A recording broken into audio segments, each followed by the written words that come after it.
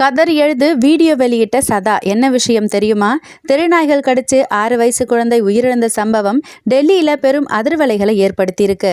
இதை தொடர்ந்து டெல்லியில இருக்கிற 10 லட்சம் தெருநாய்களை பிடிச்சு அதுக்கு கருத்தடை ஊசி போட்டு காப்பகங்கள்ல அடைக்கணும்னு கோர்ட்டு அதிரடி உத்தரவு பிறப்பிச்சிருக்கு. இந்த உத்தரவுக்கு நடிகையும் வனவிலங்கு புகைப்பட ஆர்வலருமான சதா அழுதபடியே ஒரு வீடியோ வெளியிட்டு பரபரப்பை ஏற்படுத்தியிருக்காங்க.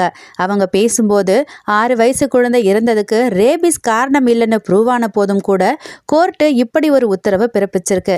10 லட்சம் திருநாய்களுக்கு அடைக்கலம் கொடுக்க முடியாது. ஸோ அதையெல்லாம் கொல்லத்தான் போறாங்க.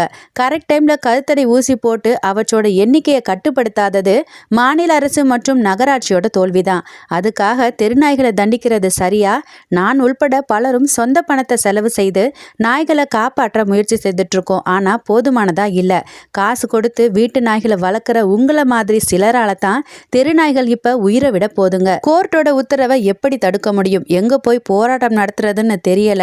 தெருநாய்களை சரியான முறையில பராமரிக்க தவறிய இந்த நாடு வெட்கப்படணும்னு அழுதபடியே பேசியிருக்காங்க சதா. அதெல்லாம் இருக்கட்டும், பரிதாபமா பறிபோன அந்த 6 வயசு சிறுமியோட உயிர் திரும்ப வருமா?